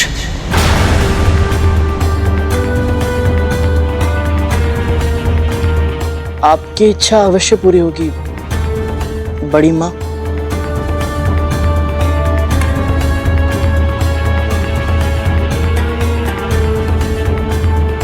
आपने जो कार्य दिया था उसे क्षण भर में समाप्त करके शीघ्र ही जाता हूँ। फंस गया पंछी पिंजरे में। अब गरुड़ नाम की समस्या का हमेशा हमेशा के लिए समाधान हो जाएगा।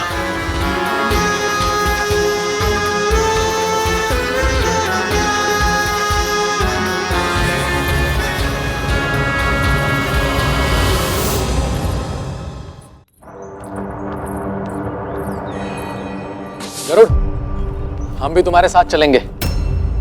हाँ, परंतु ले चलो ना गरुड़, बहुत मन है हमें अंतरिक्ष भ्रमण करने का। अच्छा ठीक है, परंतु आप लोग महारानी के आगे ले लीजिए पहले।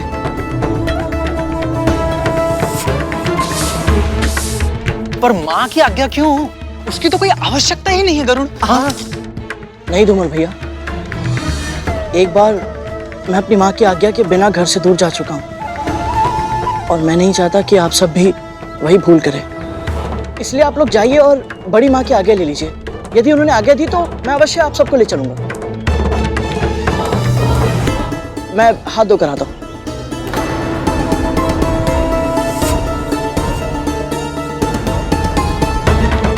गरुड़, माँ की आज्ञा के बिना हमको लेकर नहीं जाएगा तख्तू। और माँ आज्ञा देगी नहीं। तो क्या करें भैया? बड़ा मन है अंतरिक्ष भ्रमण करने का।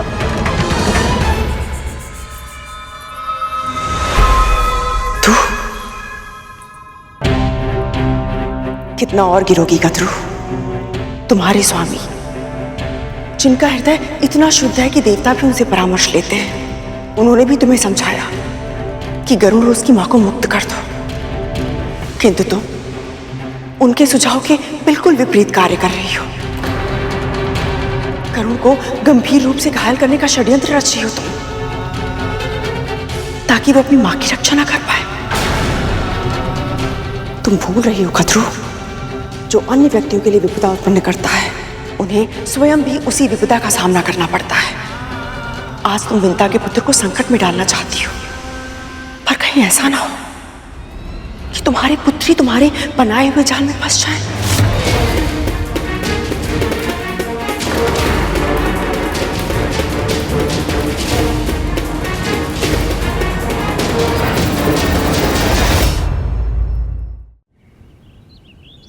गरुड़,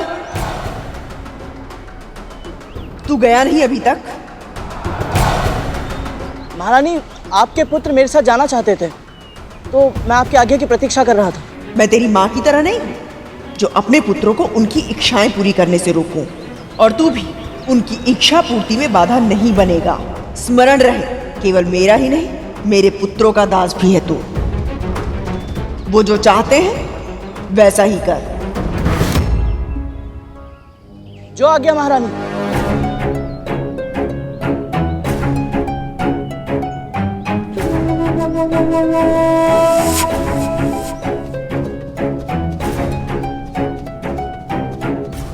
ऐसा कुछ नहीं होगा। मेरे पुत्रों के हित के लिए सबसे उत्तम क्या है, इस बारे में मेरे और मेरे स्वामी के विचार बिल्कुल भिन्न भिन्न हैं। मैंने पहले भी कहा था, एक पिता अनासक्त हो सकते हैं, किंतु मेरे लिए संभव नहीं है।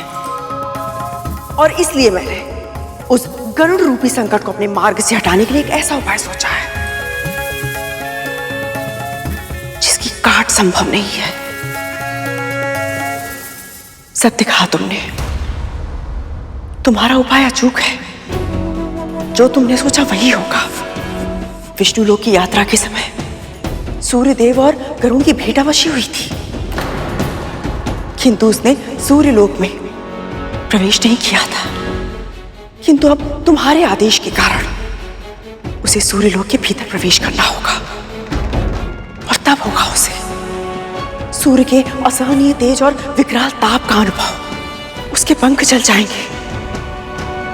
मृत्यु नहीं भी हुई तो भी तड़प तड़प कर वो पृथ्वी पर गिर जाएगा।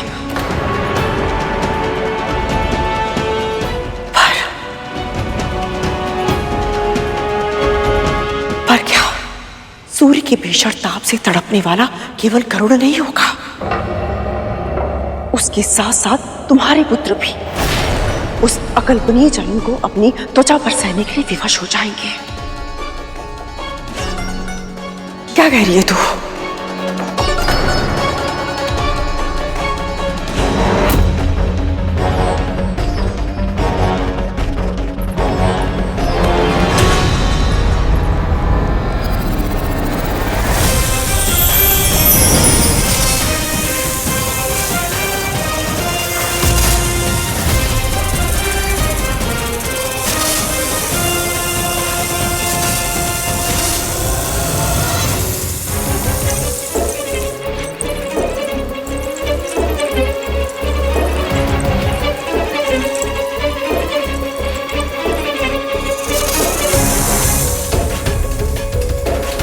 गरुड़, चलो चलो चलो।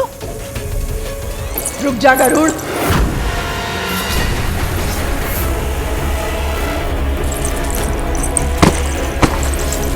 कहीं माँ ने देख लिया तो वो रोक लेंगी और सब किया कराया व्यर्थ हो जाएगा। गरुड़, समय क्यों नष्ट कर रहे हो? अब उड़ो भी।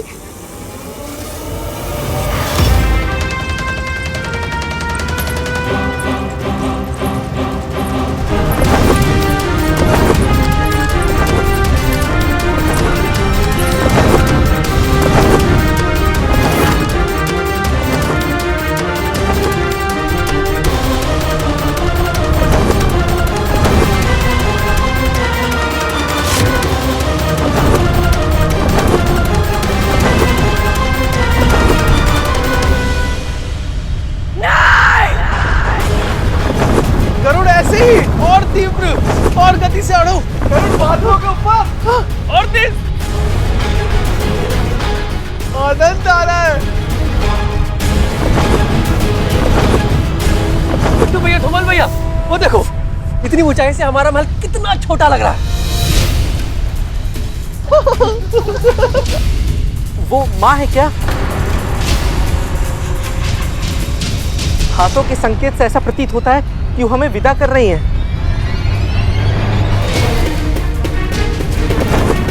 कहीं इसे पता न चल जाए कि माँ हमें रोकने का प्रयास कर रही है।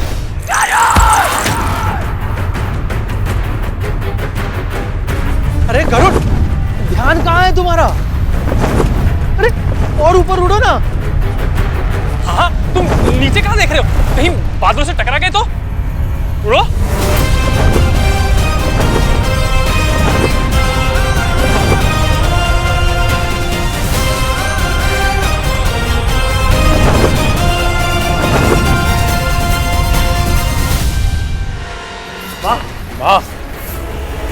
माँ, क्या हुआ? माँ आप इतनी घबराई हुई क्यों है? क्या हुआ माँ? बोलिए कुछ। बोलिए माँ।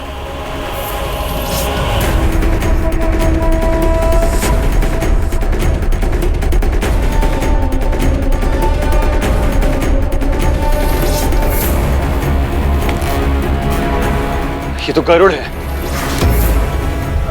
गति बढ़ाओ, गति बढ़ाओ, गति बढ़ाओ।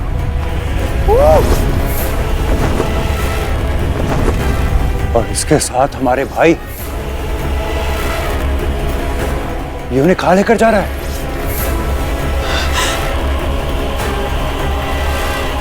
सूर्यलोक था।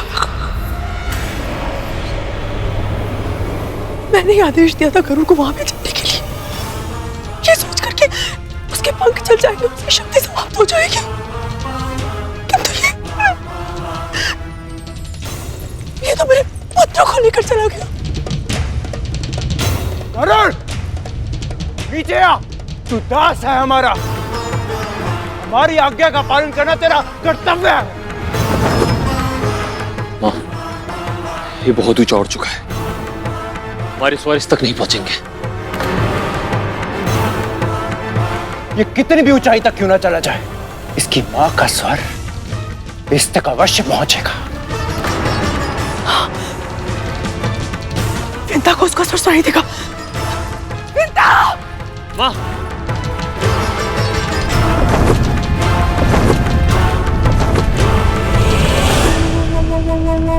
कल्पना भी नहीं की थी आकाश में इतना आनंद आएगा।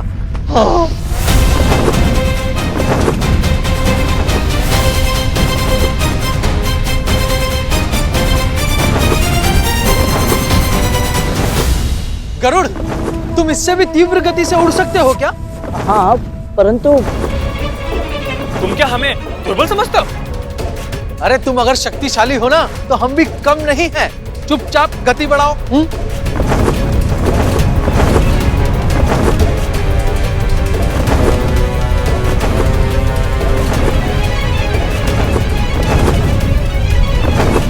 हम अंतरिक्ष में आ गए। भूतंदी भैया, कितने सारे तारे।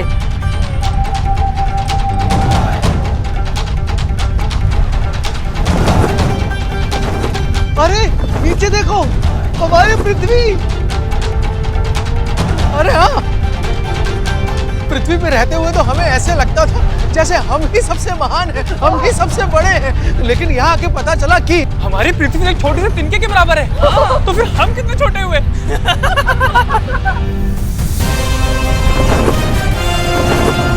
अच्छा ही हुआ कि ये सब मेरे साथ इस यात्रा पर चले आए।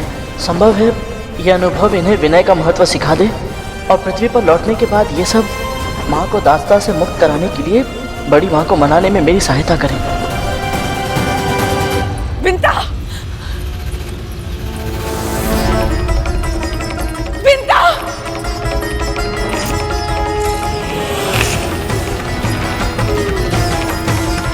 विंता!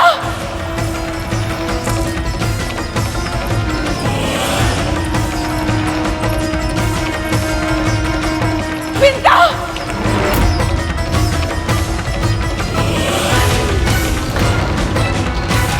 ये कद्रू दीदी का स्वर था क्या?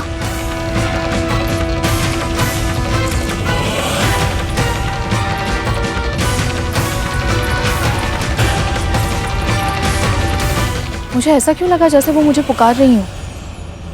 पर वो यहाँ वन में क्या करेंगी? विंता! विंता! विंता! विंता! दीदी, मेरे पुत्र को बचा ले, उनकी रक्षा कर विंता, उनकी रक्षा कर। पर हुआ क्या है? आप ऐसे क्यों कह रही हैं? वापस बुला ले उसे। सोच क्या रही है? वापस आने का आदेश दे उसे। आप इतनी घबराई हुई क्यों हैं और किसे वापस लौटने का आदेश दूं मैं? गरुड़ को। मैंने उसे सूर्य पुष्प लाने भेजा था, किंतु मेरे पुत्र भी उसके पीछे चले गए। मैंने बहुत पुकारा उसे, धरती पर वापस आने के लिए भी कहा, किंतु उसने मेरी नहीं सुनी। वो बहुत दूर जा चुका, मेरी ध्वनि उस तक नहीं पहुंच रही है। तू बुलाना उसे। यदि मेरे पुत्र को कुछ हो गया तो मैं जीवित नहीं रह पाऊंगी पिता। तू ही है जो उसकी रक्षा कर सकती है। बुला ले अपने पुत्र को, वापस बुला ले। बुलाना, बुला अपने पुत्र को। हाँ, आप चिंतित मत होइए, मैं उसे वापस बुलाती हूँ। गरुड़! गरुड़! गरुड़!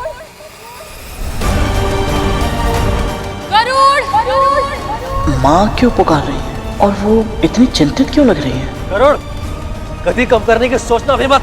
हमारी माँ ने तुम्हें जो कार्य दिया है ना, उसे पूरा किए बिना तुम वापस नहीं लौट सकते हो। हाँ। भूलो मत गरुड़, तुम सिर्फ अपनी माँ के पुत्र ही नहीं, हमारे दास भी हो। इसलिए तुम तब तक वापस नहीं जा सकते जब तक हम आदेश ना दें। स्मरण रखना गरुड़, यदि तुमने हमारी आज्ञा का पालन नहीं किया तो परिणाम तुम्हारी माँ को भोगना पड़ेगा।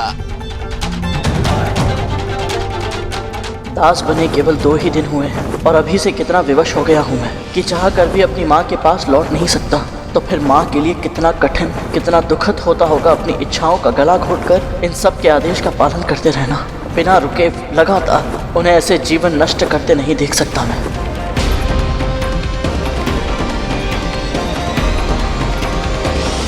गरुड़ वापस क्यों नहीं आ रहा है विंता?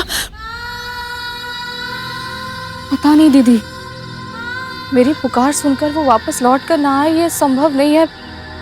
हो सकता है कि मेरी पुकार उस तक पहुंच ही ना रही हो।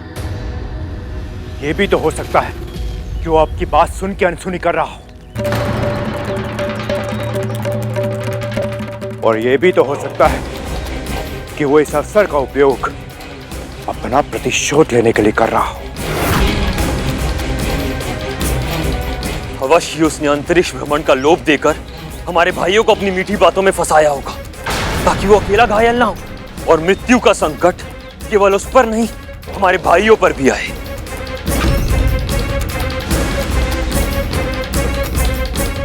मेरा पुत्र तुम सब जैसा नहीं है। नैतिक मूल्यों का सम्मान करता है, मेरे दिए संस्कारों को मानता है। वो किसी को अपनी मीठी बातों में नहीं फंसाता, केवल सत्य और धर्म के मार्ग पर चलता है मेरा पुत्र। सब समझ में आ गया मुझे। आपने आज पवन की चर्चा इसलिए की क्योंकि आप चाहती थी कि मैं अपने पुत्र को छोड़कर यहाँ वन में आऊं और उसे सूर्यलोक जाने से रोक ना पाऊं। भली भांति जानती थी आप, सूर्यलोक में प्रवेश करना और वहां से सूर्य पुष्प लेकर वापस लौटना असंभव था, फिर भी आपने उसे यह आदेश दिया ताकि इसका पालन करने के कारण सूर्यदेव क्रोध में आ जाए और ऐसी भीषण अग्नि वर्षा करें कि मेरे पुत्र के पंख जल जाए और उसके प्राण।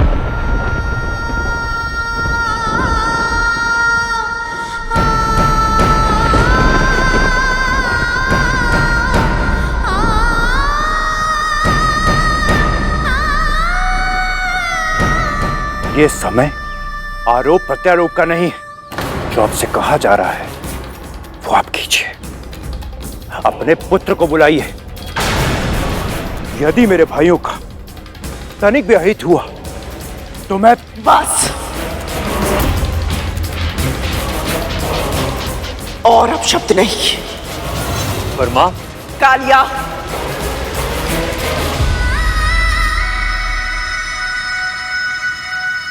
आज मैं विंता से एक महारानी की तरह नहीं, एक मां की तरह बात करना चाहती हूं।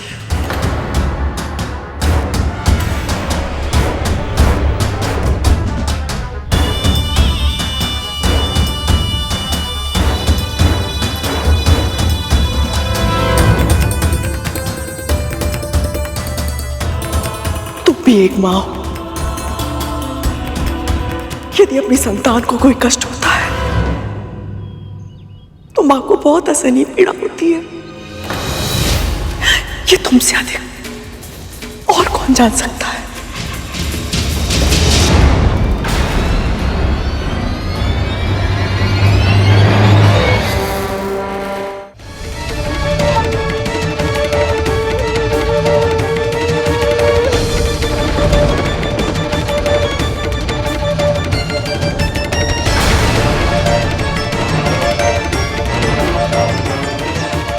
मैं जानती हूं तुम मुझसे क्रोधित हो सकता है मुझे दंड भी देना चाहती हो और मुझे तुम्हारा हर दंड स्वीकार होगा, किंतु मेरे पुत्रों को दंड मत दो विंता।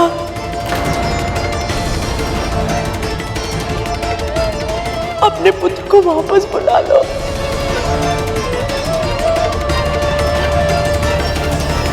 बुला लो अपने पुत्र को वापस।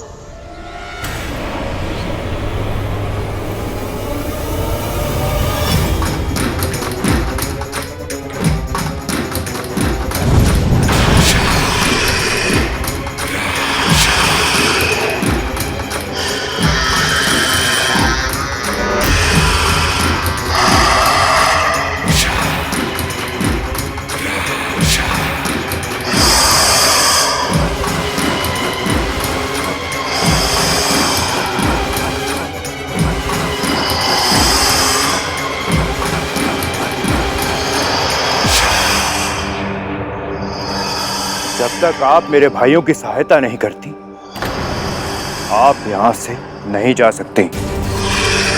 धमकी देने की आवश्यकता नहीं है पुत्र। जानती हूं मुझे क्या करना चाहिए और मैं वही करूंगी। चाहे तुम सब मेरे और मेरे पुत्र के साथ किसी भी प्रकार का षड्यंत्र क्यों ना रचो। मंदिर जाना है मुझे। अपनी पुकार मेरे पुत्र तक पहुंचाने के लिए मुझे महाविष्णु का आशीर्वाद चाहिए। मुक्त करो मुझे।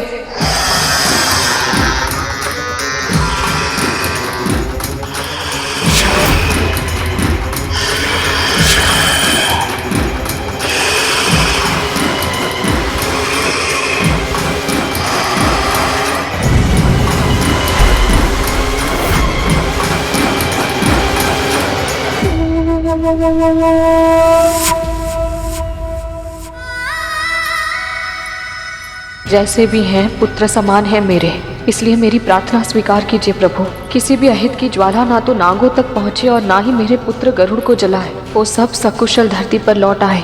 सहायता कीजिए प्रभु, सहायता कीजिए।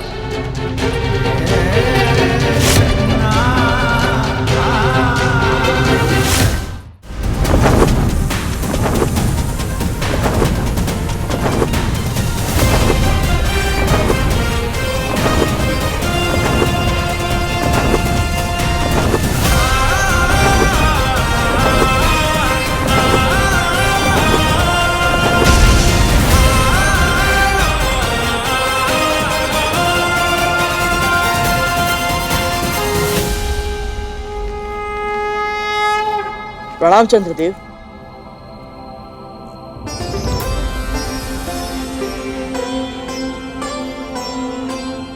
तुम सब यहाँ क्या कर रहे हो? बड़ी माँ का हवन करना है चंद्रदेव, इसलिए मैं सूर्यलोक जा रहा था सूर्य पुष्प लाने। मेरे नाग भाइयों को अंतरिक्ष भ्रमण करना था, इसलिए मैं इन्हें भी साथ ले आया। सूर्यलोक जा रहे हो तुम सब? तुम्हें पता भी है वहां का ताप कितना अधिक है? सूर्यदेव को दूर से प्रणाम करना तो फिर भी आसान था, परंतु सूर्यलोक में प्रवेश करना असंभव है। सूर्यलोक में प्रवेश करने से पहले ही तुम्हारे पंख जल जाएंगे और तुम्हारे इन भाइयों का तन यदि जलकर पूरी तरह से भस्म नहीं भी हुआ तो भी इनके प्राण अवश्य संकट में पड़ जाएंगे।